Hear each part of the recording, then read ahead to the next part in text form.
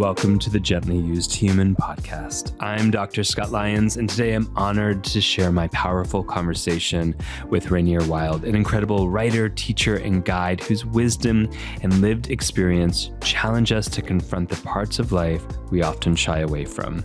Rainier has a way of pulling back the curtain on the realities of living fully, what it means to face our own mortality, embrace discomfort, and ultimately wake up from the sleepwalking so many of us are stuck in.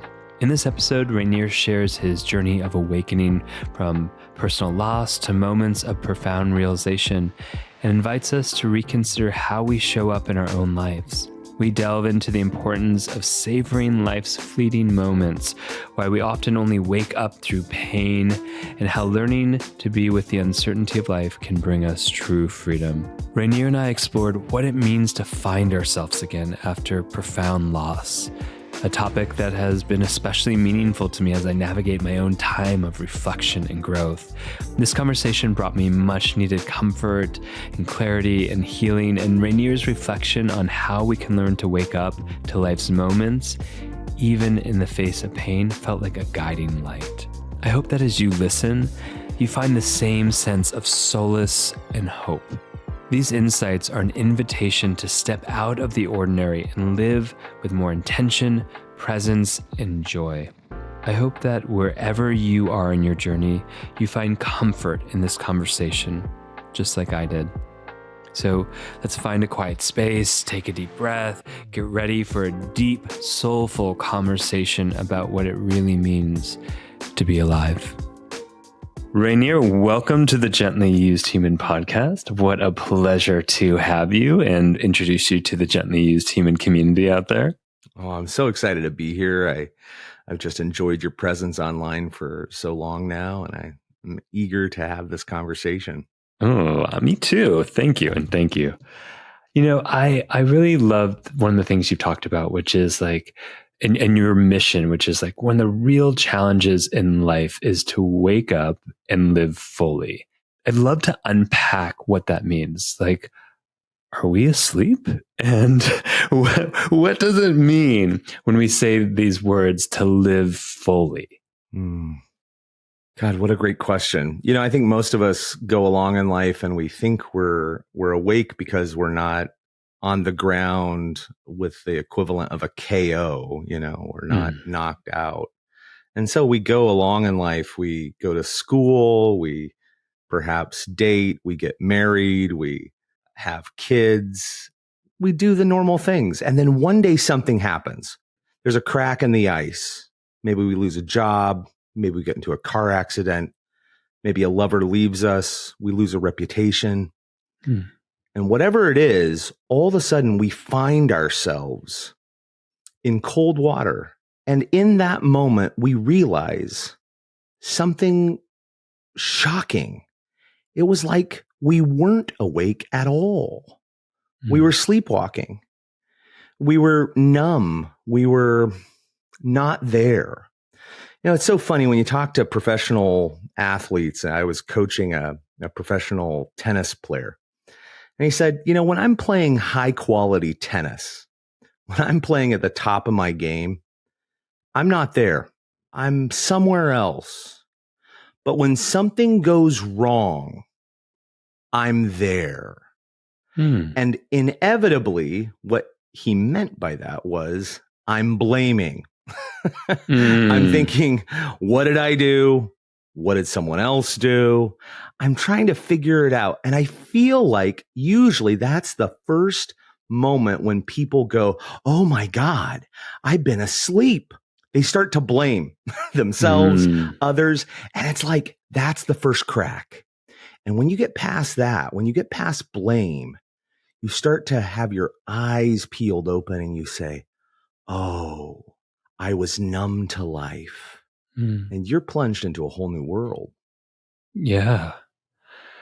What a rude fucking awakening.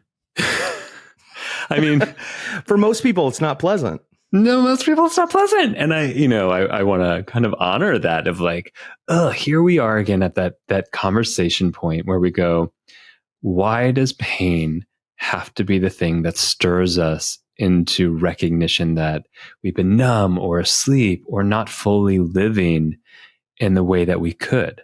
Yeah. I think traditional cultures honored this so often with what they called, or at least we understand as initiations or threshold moments. I look back and I see those traditional cultures create these confrontations with mortality very early on. Yeah.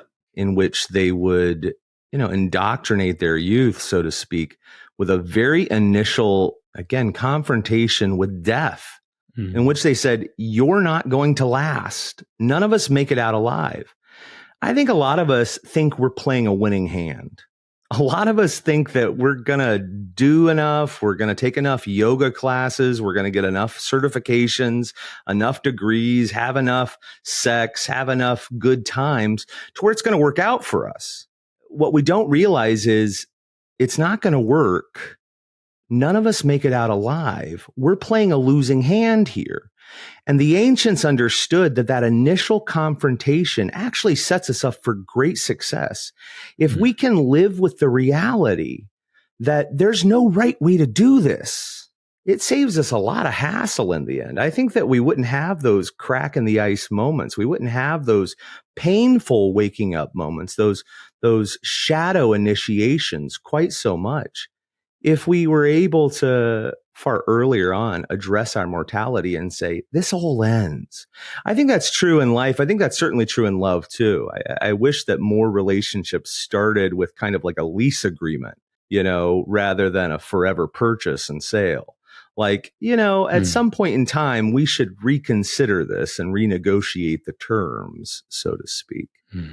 Because I think the understanding that this all ends one way or the other is so vital and allows us to fully live joyfully and clearly. I mean, I think on one hand that might have, for some of us, like this morbid perspective of like, if I can just get clear that nothing is permanent, that everything is going to end, then, on one hand, it's like, well, why commit to anything? Why invest in anything? And I think enough of us have that sort of like perspective that it's like, well, if this relationship won't necessarily last, why invest? If this job won't necessarily be my constancy, the thing that gives me anchor and ground and safety and security, then why show up at work? Yeah. I remember being a kid. God, I had to be like 6 or 7. My dad picked me up from school and he said, let's go out to ice cream. And at that time I was living in Santa Cruz, California, and it was a hot day and he chose cherry jubilee. That was always the flavor. And I chose rainbow sherbet, and my cone started to melt, not the cone itself, but the ice cream in it. And I started to just, gulp it down. I couldn't keep up with the melting of it. And I'll never forget what he said. He looked over and he said, well, the melting makes it magic. And if you think about that, like part of the joy of ice cream is actually knowing it's going to run out. You're in a race against time here. Like none of us get ice cream and go, oh God, this is going to last forever. No, we all engage in the delight of ice cream, knowing that we're in a race against time. Yeah. Right. I think this is the inherent quality of living and of loving. Like how many licks do you get? How many delightful encounters can you enjoy along the way? Savor it. This may be the one moment you have, and not to create a false sense of urgency, but I think that's just the reality. And then we can live into delight. Yeah. I think of those TV shows sometime that like they're immortal, and the absence of like a finality also, like it starts to become like, what are we living for or towards if it's just forever? Which, I don't know, but I'm curious for you about perhaps one of your first or most clearest, perhaps, moments of awakening or living fully. I'm wondering if you can share with us that of a moment or two. Oh, I love this question.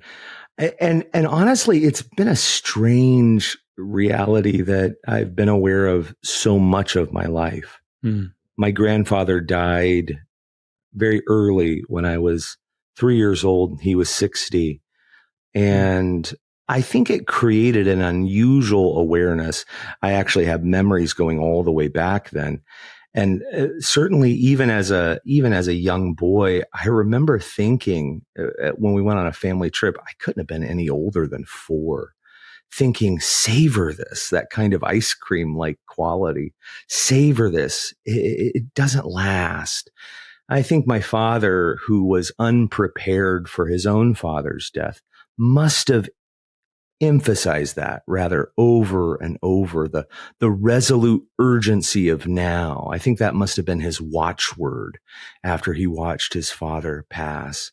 And certainly as a young boy then who idolized his father, I must have intuited that somehow. I must have downloaded that kind of consciousness because that really became so much a part of my life. How do I drink it in? How do I imbibe this? I have had the rare privilege, and when you look at the events of my life, and sometimes I'm a little gobsmacked by it. My siblings and I were recounting it just by virtue of my parents' own decisions. I lived in 20 different places by the time I was 18. Wow. I racked up events and occurrences and experiences, was able to travel the world largely, by the time I was in my 30s, I had studied under so many different world teachers and gained so much information. And it's not about gaining these kind of qualities or having these kind of experiences, because I think at the end, it's not about experiences at all. It's about coming into a deep sense of self. And I was reminded of this last year, a much more current experience when my own father died.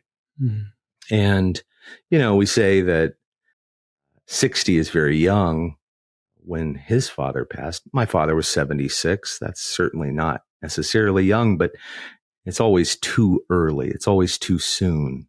And when he died, it was such an immense moment. He lost his voice in the last few days, and he was a tremendous orator. So it was a strange thing for him to lose his voice. And yet still there was the will to communicate. And he began to tap out in Morse code almost with his fingers, his final messages. And you couldn't really make out what he was saying. And yet you knew he was trying to say something. You knew that he was trying to communicate some deep value, some deep meaning. And it occurred to me, this question, what would you say if this word was your last? But that gets asked often. What would you give your smile to? If you only had one smile to give? What would you give your glance to if this was the last glance you could? Because I was literally watching this human who was mustering the strength for every last movement. And it was such a powerful reminder. How do you live this life well? How do you live this next moment well? In the aftermath of those last few days, it was again, that clarion call to live in that resolute urgency of now. I spent much of last year then with my family, and I had the opportunity to take my family of 4 children and my partner to Spain and Morocco for 5 weeks, and then traveled much of the world where I grieved in every temple and on every seashore. And it was a beautiful way of reminding myself to live fully, deeply, alive. And at the end of it, there's just you standing in the wind. Yeah. Wow.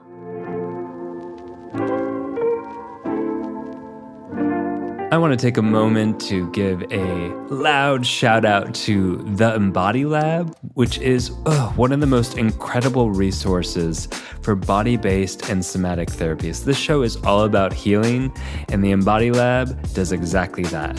Whether you're on your own journey of transformation and discovery, or enhancing your skill sets in your career as like a coach or a therapist, a body worker, or really any career where you are supporting other gently used humans, The Embod Lab is your place for deep, inspiring, and impactful workshops, certificates, masterclasses, and an incredible community of like-minded folks. I love the Embod Lab, and so do so many other people that call it a platform to come home to over and over again. The Embod Lab is giving my listeners an exclusive offer, a one-time 10% off code to enhance your embodied well-being. All you have to do is go to theembodylab.com and use the code GentlyUse10 at checkout.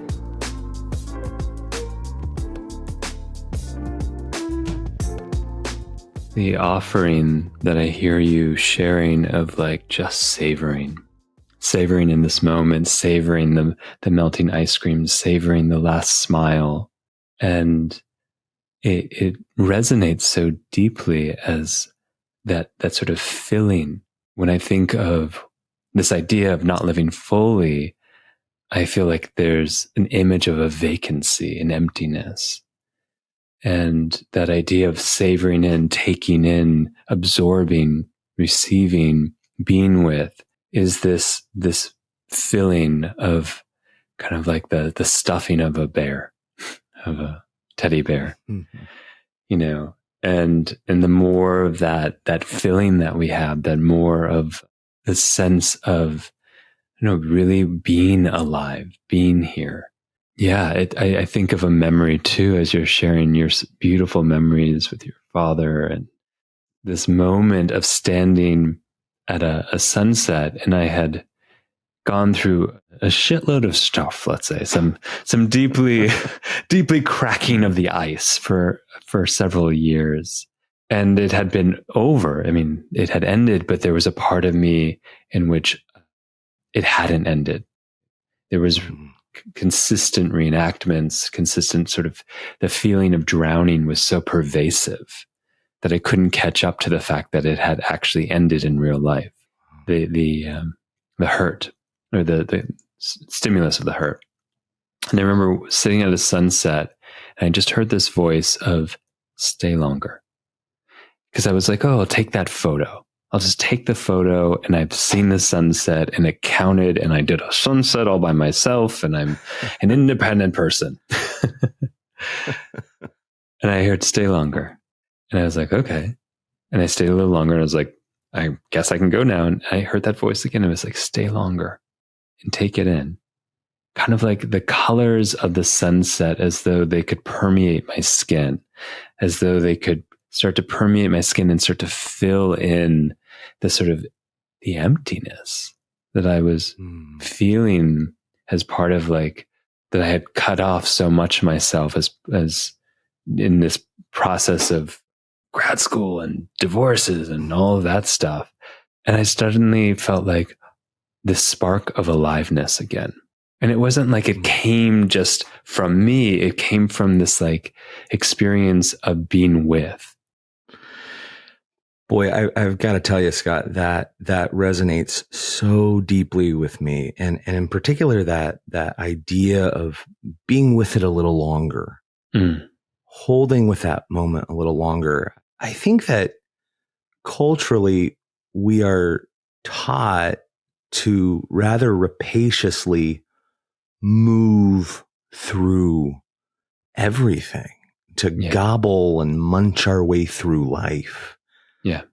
There kind of is a superficiality to it all, this zeitgeist of certainly culture, but just of our own individual lives, where we really do sacrifice any deep experience at the altar of these kind of momentary delights or experiences at all. And we don't hang with it long enough for it to sink into our bones. You know, and I think to kind of expand that into the universality, or maybe make it a little more abstract, you know, it's like how much of our very complex world, the very complicated ideas of our world, get boiled down to these little thimble-sized statements or aphorisms any nuances lost, any kind of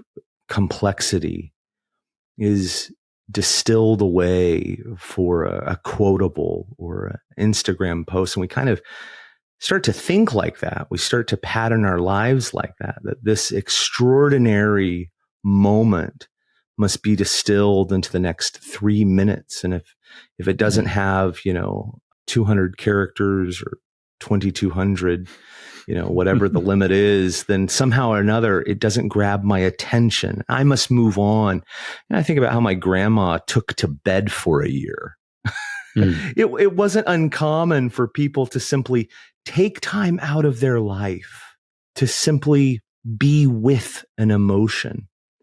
I had not really ever considered this idea until I was given an opportunity several years back to go create something. This is such an odd moment. I'll share it with you. Yeah. I had someone reach out after I wrote my first book, As You Are. They really were touched by it. They said, "This is so wonderful. What are you doing next?" And I said, "God, if I know." And so they said, "Well, hey, I'd love to patron you." I said, "This sounds great to me. Sign me up."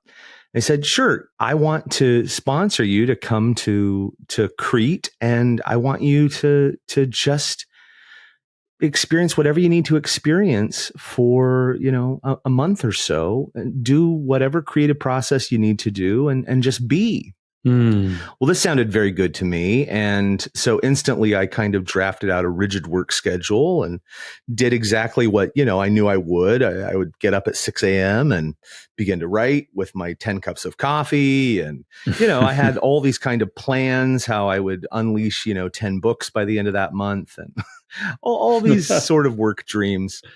I get to Crete. I'm about 3 days in and, I've done some pretty good writing.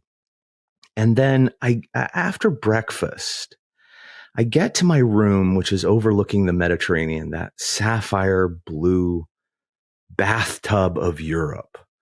And I'm hearing just the gentle wash of the water. And I lay back on my bed and I look up at the ceiling, this kind of plaster ceiling. And I'll never forget it. I see the fan kind of whirling. And I look up and I kind of get hypnotized. And I just look up and I realize I actually have nothing to do. No place to go. No one expecting anything of me. Not really. I call my wife. I say, "What would happen if I didn't write a book at the end of this? Would that be okay?" And she said, "Oh my God, I think you shouldn't. I think you should just do whatever you need." So I tell you what I did. For a month, I was just with myself, which sounds like the easiest thing in the world, but it wasn't. It was about the hardest thing in the world to just allow myself to fritter and folly and play and whimsy and be. I've been studying Carl Jung and lately, and Carl Jung has this delightful statement. He said, "Folly is the beginning of living. One must unlearn wisdom." Oh my God. Isn't that a delight? And I don't think culture teaches us how to be with a thing, how to just be bored, how to just sit with, as you said, how to just be with whatever that experience is, whether it's nothingness or sadness or folly, how to just be with ourselves. Yeah. I think it's for most of us, I would imagine. I mean, there's like, I think about my sister or someone else who's like, "Give me 5 minutes alone." I would, like, "Please, for the love of God, I just need 5 minutes alone." And then, when you're surrounded by kids and work and family and obligations, and then when you have this extended time alone, it's terrifying. I recall going through a really tough breakup and being, I don't feel like I can ever be alone. Like I need someone to watch me eat. I need someone to like hang out with me and let me know I'm gonna be okay, or I'm gonna survive the next 5 minutes. And then there's a point in which that starts to lessen. And then being alone with oneself is I mean, it's enriching, it's enlivening, and all that hasn't been said and heard is present. But it's also the place where we learn, on one side, yes, we are social beings. We are meant to be in co-regulation and engagement and play. And there's an element of, if we can't keep finding ourselves within that, there is no social interaction. Mm-hmm. And how much time and space, for my introverts out there, how much time and space do we need to keep coming into ourselves so that we could be in social interaction or connection with the environment, to really come into true relationship? This is such a great question. I think it speaks of relationality. Mm. And I think a lot of people ask this, like, when am I ready for a relationship? Like, especially if we're talking about like breakups, people ask this question a lot. Yeah. We could also apply this to artistry, to creativity. You talked about introversion, extroversion.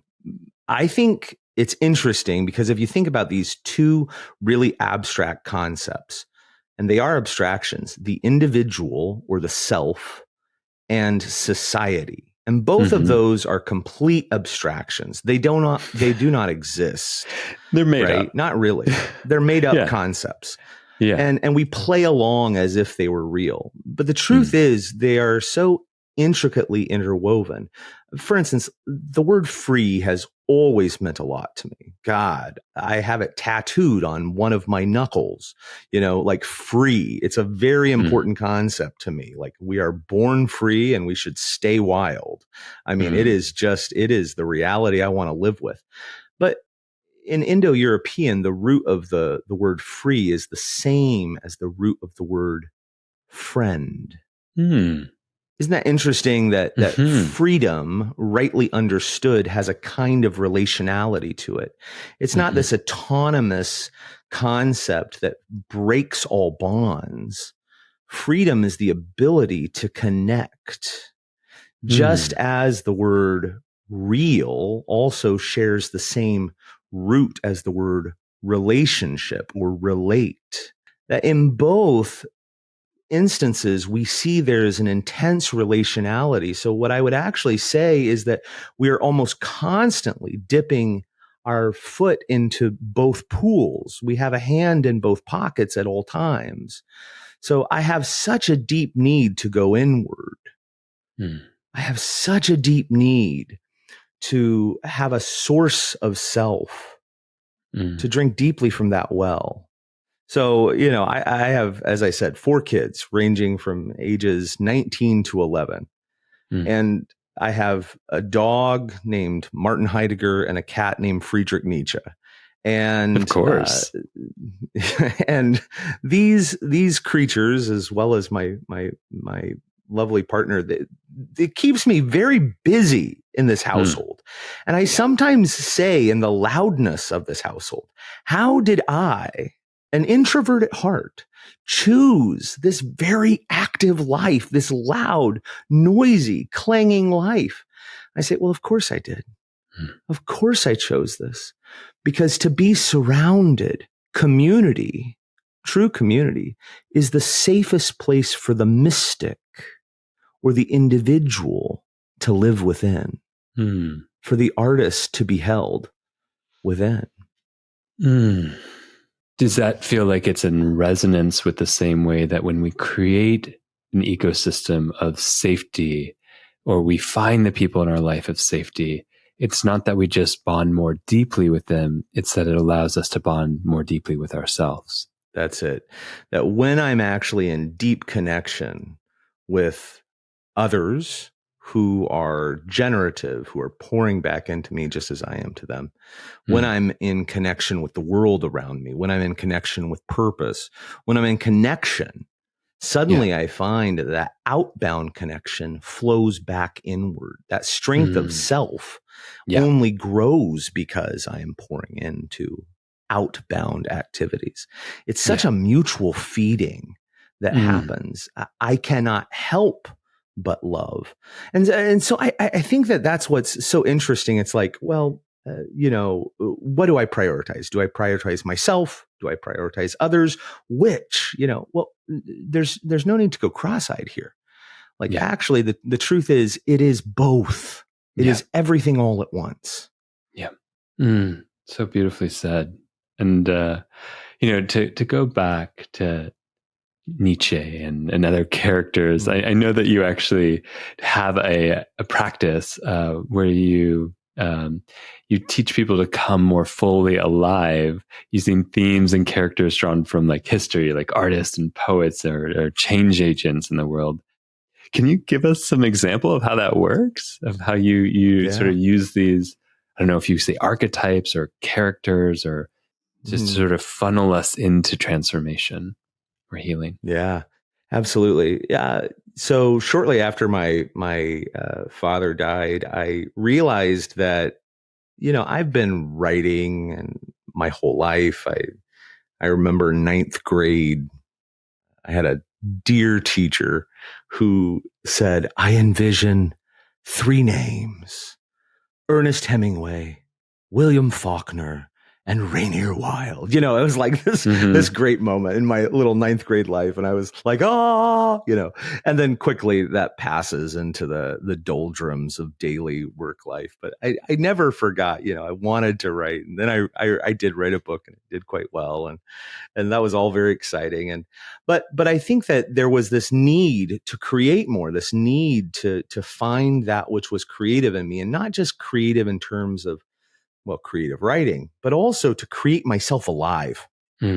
Because, one thing I've inherently understood about anything like writing or creativity, and you probably resonate with this, is how you create, whether it's writing or artistry or anything like that, is ultimately how you will live. If I could tangentially give an example of this, I notice that when my language is very passive, when I'm linguistically being acted on passively, I tend to think very passively. I tend to almost consistently think as if I'm being acted on. And if I think that way, I live that way. So I've noticed something interesting. I've noticed that I can almost shift how I act, shift how I live by shifting how I create. I've realized that I can almost create myself alive at any given time. It's been this phenomenal superpower I've had since childhood. You're feeling stuck? Tell a story. You're feeling with your back against the wall? Write a song. So I decided, well, let's try something. Let's invite others into that process. And so I said, well, how should we go about this? How should we do this? What would be a fun experiment? Well, I think that one of the best ways to do that is biopically. Look at someone else's life. So I said, well, who can we look at that would be interesting and illustrative? So I decided I would take two characters at once. So my first class I taught and invited others into to discover this kind of opening was the interesting love story between Henry Miller and Anais Nin. And so I said, why don't we all come together? So I sent out a general invitation to folks. I said, let's talk about love letters to self, love letters to others, and love letters to the world through the lens of Henry Miller and Anais Nin, which is just such a torrid little affair. And so I used them as an opening to not just talk about their lives, but ours, because I'm not so much interested in what happened. I'm interested in what's happening right here, right now with you and me. And so that just went over splendidly. People seem to really like it. And during this kind of little master class, I gave lots of prompts and opportunities to get people on the edge of their seat, to literally crack people open as if they were listening to kind of a story. I was weaving a story, but then I would drop them in very intensely into their experience, almost somatically, right then and there, so that they would have to examine, using the story I was telling, what was happening for them. And so I did that across 2 hours. Well, then that just went over so swimmingly that I offered up another one the next month. And so the next one was how to edit your life with Ernest Hemingway. Because my theory on Ernest Hemingway was he was a fine journalist and he was an okay writer, which, can be argued about. I think he was one of the world's great writers, but I think he was an even better editor, is the truth. And he was constantly editing down everything to its most essential, necessary next word. And so I said, well, if that's good for writing, I think that's really good for living. So let's draw on that and let's learn from that. So I just kept on doing that. So, we've done about, I think, 19 different creators. We've covered the map from Mary Oliver to Alan Watts. And actually this next month, I'm taking one of the more interesting creators. We don't think of him as a creator. We think of him as a brilliant psychologist, but Carl Jung, who really gets to the midpoint of his life after a great medical career, a career in psychology and traditional kind of approaches, as you all know. He gets to the midpoint of his life and oh man, he decides that he's going to let it all go. And I love this because, the stories as they go, and of course it's a lot more complicated than this, but he would, have his coffee at 8 a.m. He would kiss his children, goodbye as they went off to school. And for 8 hours, he would play with their toys. He allowed himself to fully engage in folly. And I think there's something so powerful that happens and that happened in his life when he opened himself up to dreams. He becomes a full-blown mystic. And for the rest of his life, he kind of dedicates himself to that idea of, you talk about the ice, to what lies beneath the ice. He's no longer interested in the surface level anymore. He's letting the cat out of the bag. So this is the kind of concept. And what I've discovered is that people are so riveted, not to the story of then and there, but to the story of their lives. And they're rewriting the story of their life. They're becoming the main character again. And they're actually doing something really, really incredible, which is they're becoming turnaround artists. And so I facilitated a whole community around this, kind of using these dynamics of creativity, but for life creativity. Yeah.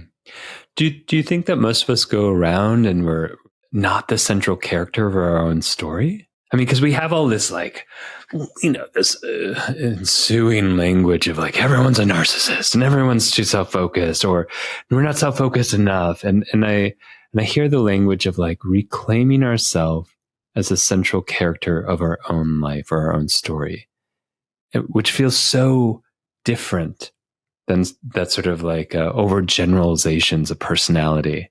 And I'm wondering if we can go a little bit further of what does that look like for us to reclaim the central character of our own narrative, of our own story of life? If I could circle to that question, but before I do, I want to address what you just said because it's so, so important. This culture of narcissism, right? And I think that to create a context for becoming the main character, I think we actually have to talk about how narcissism dominates. And I don't mean in the clinical sense, although I think I could very well equipped to address that. But I think if we talk about the culture of narcissism, we do not live in a society today that teaches how to be a main character, but we do live in a society today that has transformed how we relate to ourselves and others. We are so used to, I think, thinking of ourselves in these very performative ways. And I think at the heart of this is a phenomenon that is driven to seek constant validation, constant likes, constant shares, constant comments, which is just this currency of self-worth. And I think it lacks something rather fundamental, which is the willingness to reveal our less polished selves, our less put together realities. And it's been replaced again by this performative existence that prioritizes appearance over substance, that prioritizes looking good, being right, And I think that it breeds a kind of self-delusion. And we start to believe that that version of ourself is really the self, and it leaves no room for others. Yeah. So I think that's the context by which we all occur in. But I don't think there's a lot of thought happening there. I think there's a lot of mechanical living. When we contrast that with what I would say being the main character in your life, I think it's something very different. You know, I was thinking about myth and story recently, and I was kind of rummaging around with this thought that the opposite of being the hero in your own story isn't really being the villain. It's being a victim to life. It's being pushed around. It's being scripted and fated and dictated to by circumstance and everyone and everything else. And I think that's how a lot of us feel. And I think that's one of the reasons why we need so much validation. Am I doing okay? Am I doing okay? Is it, on and on and on. Right. Becoming the main character in your life is actually about making choices, taking a stand, holding yourself accountable and responsible for the choices you make, making mistakes, being willing to make mistakes, correcting your actions, making a new choice, taking a new stand. Being the main character in your life means building gravity behind you, a kind of gravitas, which most people are missing today. And that is why I think we feel so vaporous in our own life. We feel like vapor. And so we need constant validation, which is the culture of narcissism that we see. Yeah, I wonder if, like, in narcissism, it's like, whether we're talking about it clinically, I mean, I think we all have the potential for narcissistic traits. And that's not saying that we are. It's saying that we run on a spectrum of being entrapped in ourselves like a jail. And when we're so isolated and alone, there is no other that we can share that empathetic bridge to, that we could feel and connect with. And there's such a wounding that keeps pulling us back in to ourselves, but not as the central character, as the individual who's empowered and feels clear and present and can connect to themselves fully and to others and to have choice and agency. I think, one of the things that we so often can just throw a label on someone is and miss the opportunity to see how much choice and agency has been robbed of them in their story.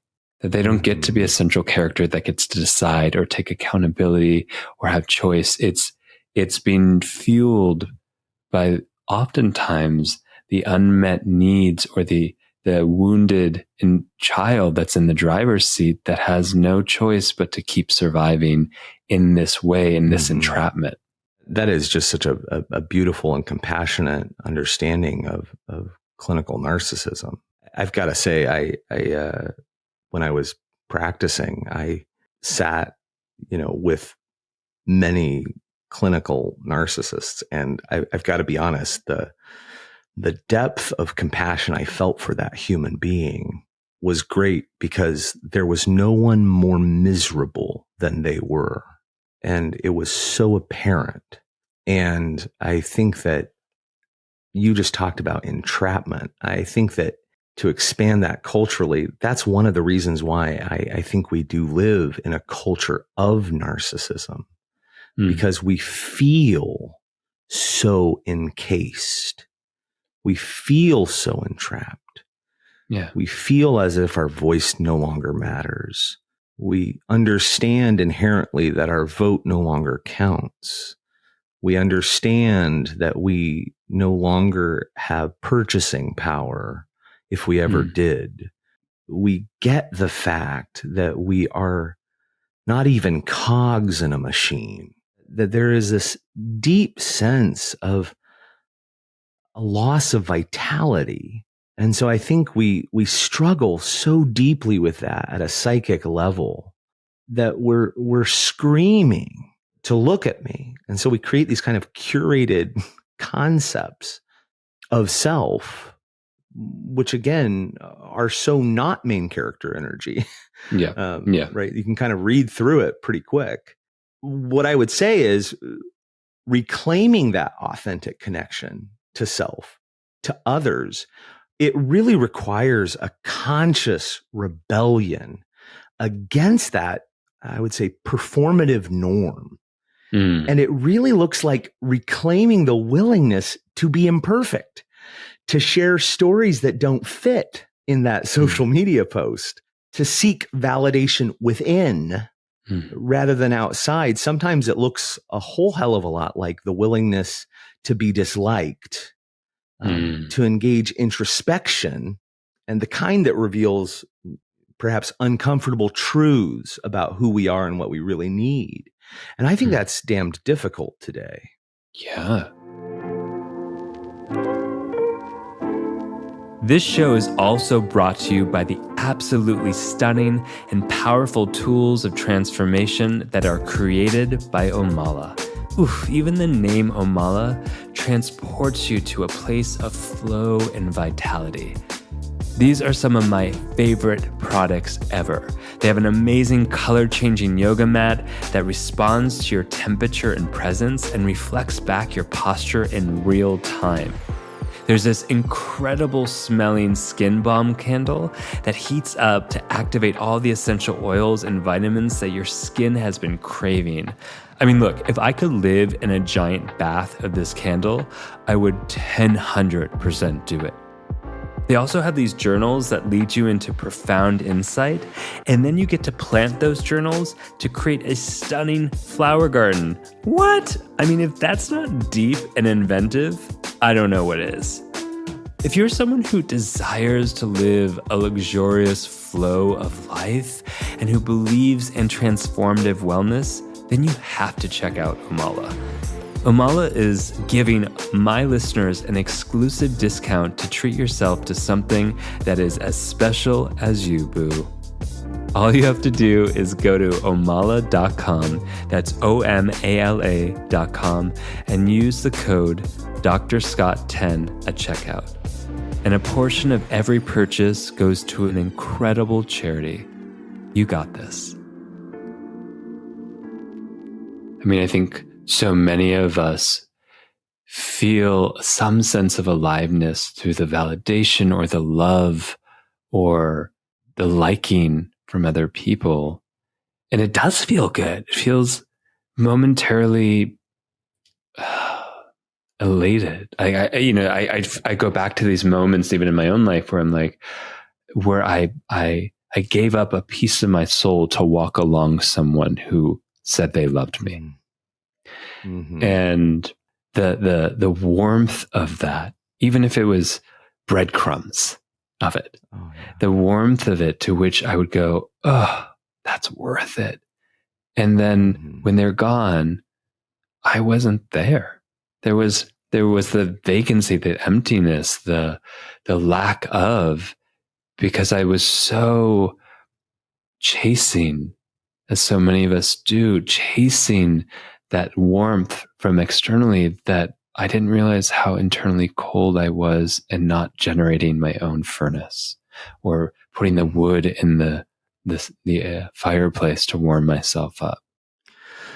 Oof, and what great languaging you just gave that. I think I can think back also so many times. And, you know, I remember sitting with one of my favorite early teachers, and she was a wise woman in her mid-70s. I was a young man in my 20s, and I was so eager to learn the secrets of the universe.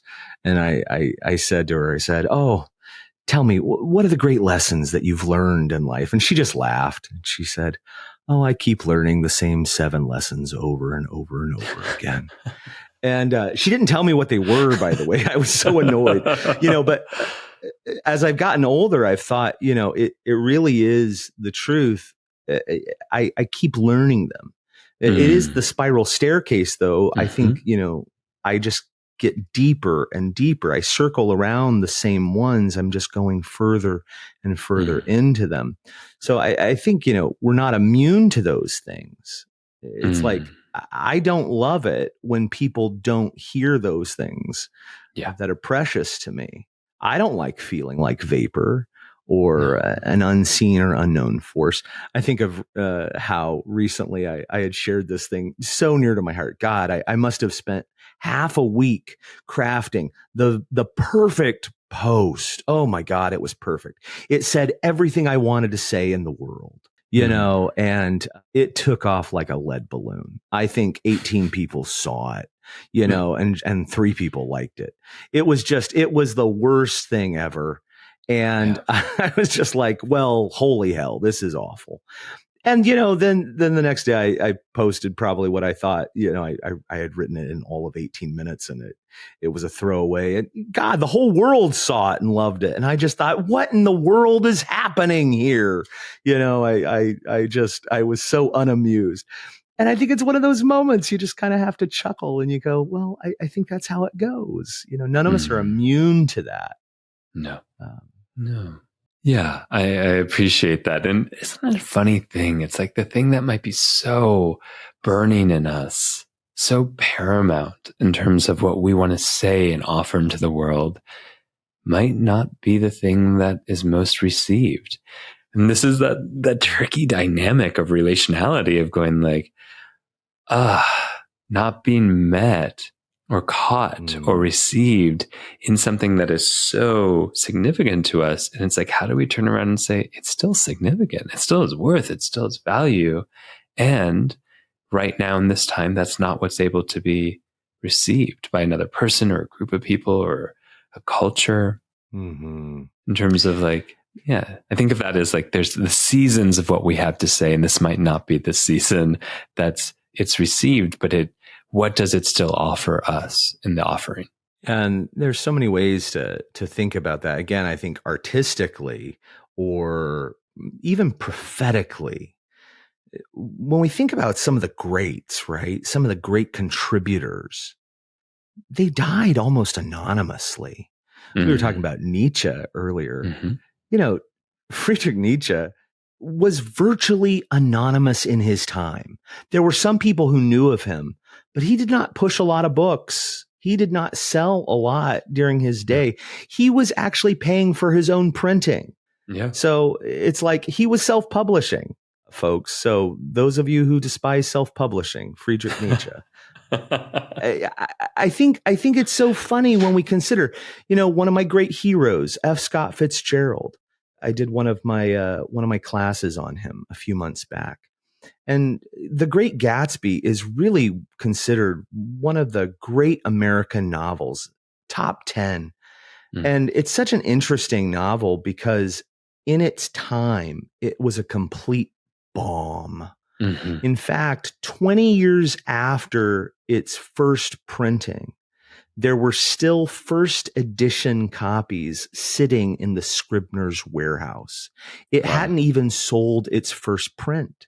He hadn't even paid back his advance when he died 20 years later. It wasn't until a year after he died that book blew up and took off. He died thinking his greatest contribution to literature was a failure. So I think, when we talk about whether it's philosophy or literature, we can think about that artistically. But now boil it down to your life and mine. Boil it down to love. Sometimes we're standing in front of the person that we love or that we think should love us. And we're saying, love me. Here's who I am. Why can't they see how valuable I am? Why are they walking away? And then we have that temptation. I'll do anything to keep the connection. I'll say what they need me to say. I'll become who they need. But what if hold to the standard inside? Hold to that thing that is true. Keep to that spark if you know that is you, because that singularly is your offering to the world. You must not let that go. They may not get it. They may not understand. They may walk away, but that is of such value to you. Wow. I feel like you're speaking directly into my heart and the heart of so many people right now who have felt that ache, have felt that desire to give up their spark for the saving of something that isn't actually meeting them, in the hope that maybe it might, or maybe they can change, or any of that. And it's heartbreaking. And you said that so beautifully and so directly into the hearts of so many of us who have felt that. Well, I've got to tell you, I actually had a lover say it to me once.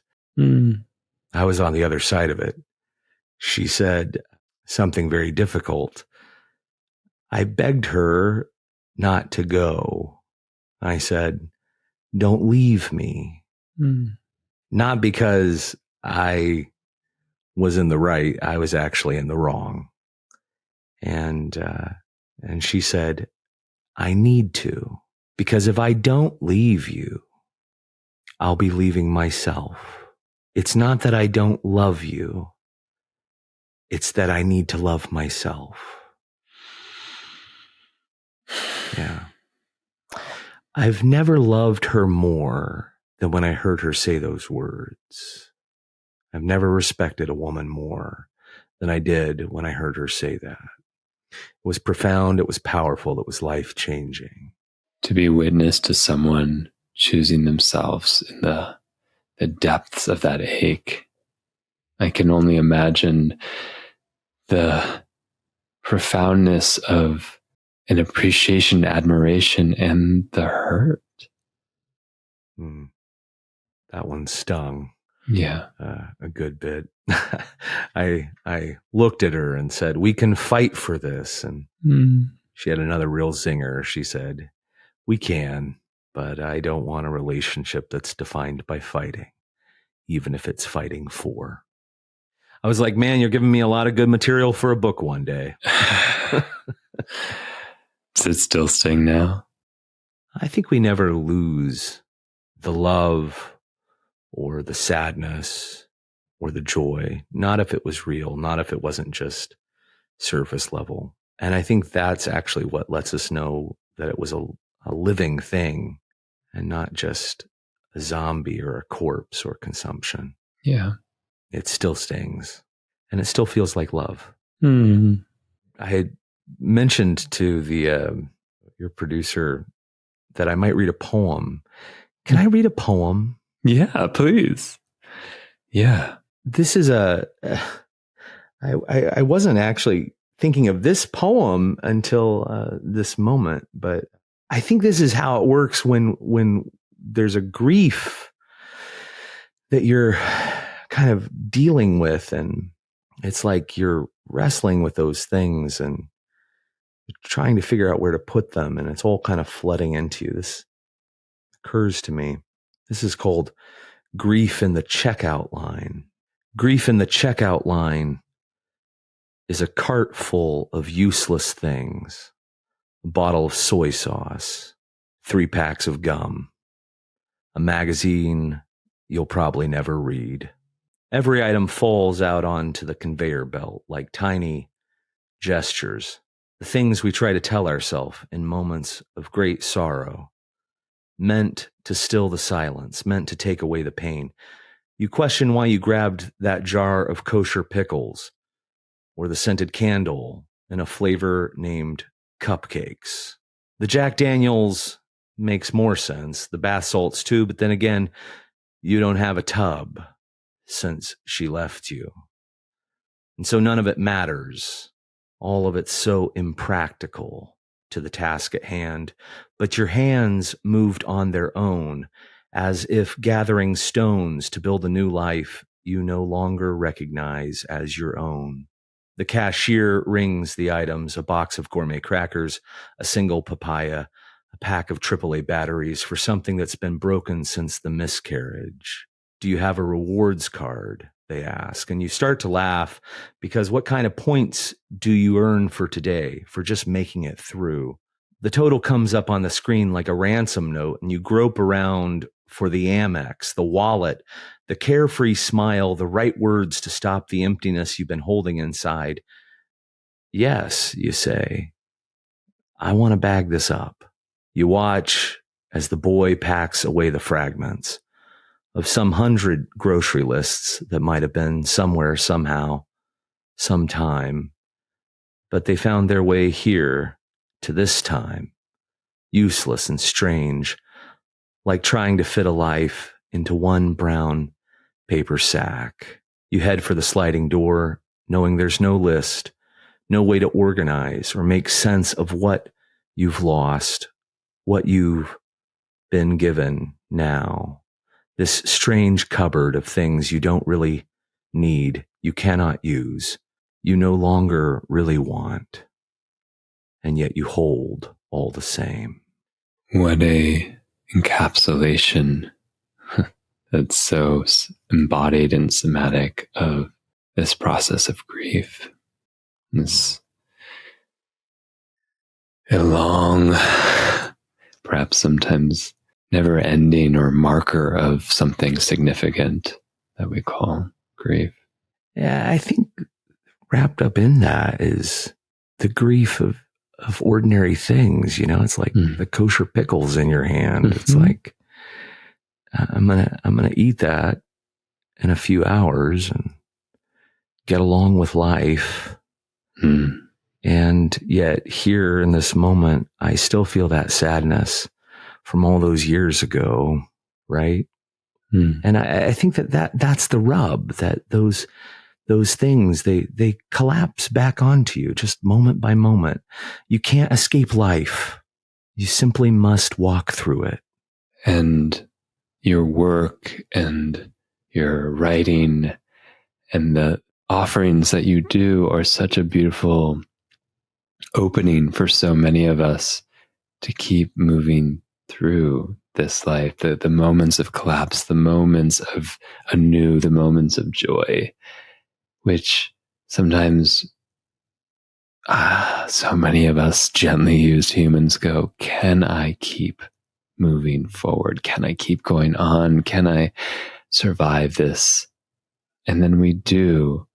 And we either have the opportunity to survive it in that sleep, in that sort of numbness again, or we survive it by moments, titrated moments of getting to feel alive again.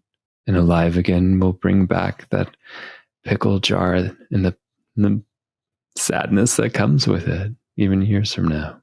I love that. The reality that joy, and I love that you brought back in that word, because I think that we confuse happiness and joy so often.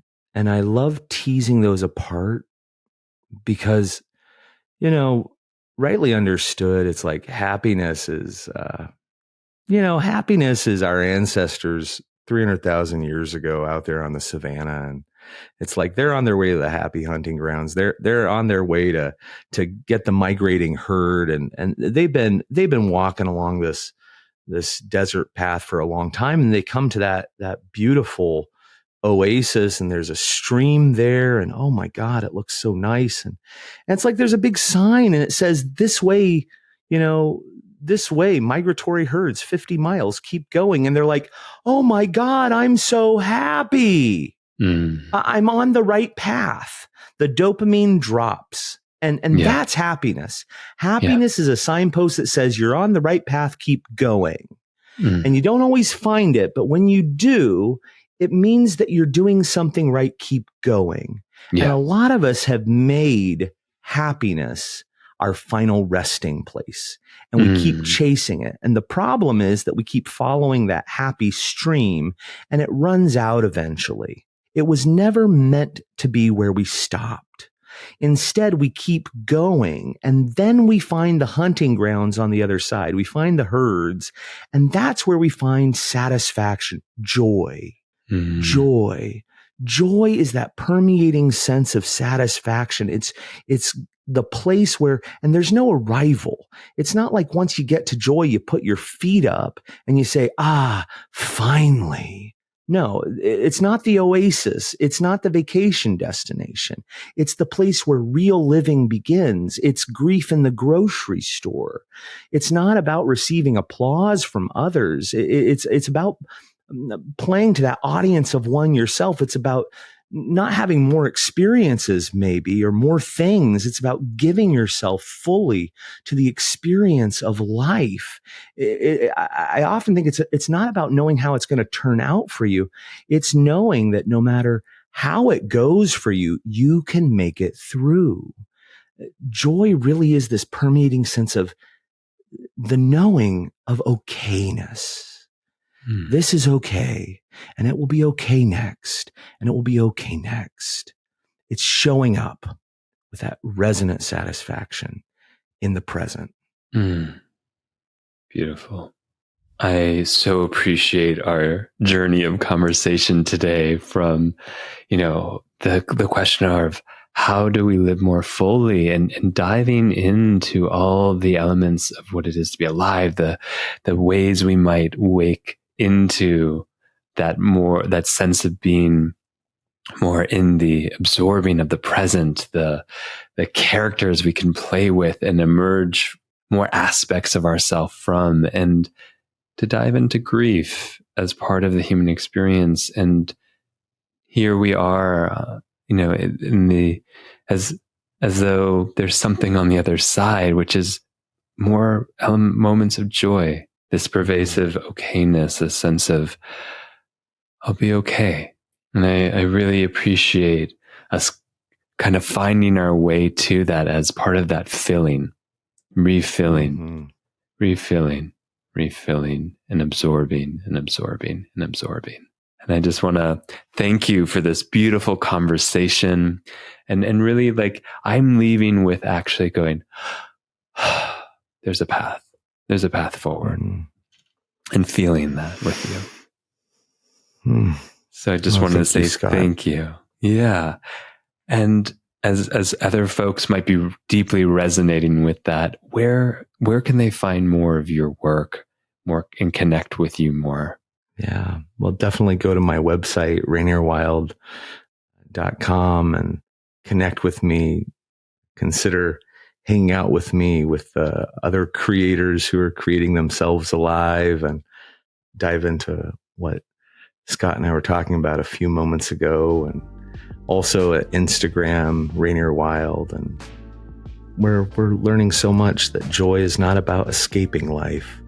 It's really about inhabiting it fully and reverently and awake. Beautiful. Thank you so much, my friend. And to all our gently used humans out there, we love you. Thank you for listening to the Gently Used Human podcast with Dr. Scott Lyons and friends. Visit gentlyused.com for fun extras. And don't forget to spill the tea and gossip about the show with all your friends and frenemies. And show some love by giving us 5 stars and leaving a review in your favorite apps. This helps us connect with all the other gently used humans out there. Oh, and by the way, you look fierce today.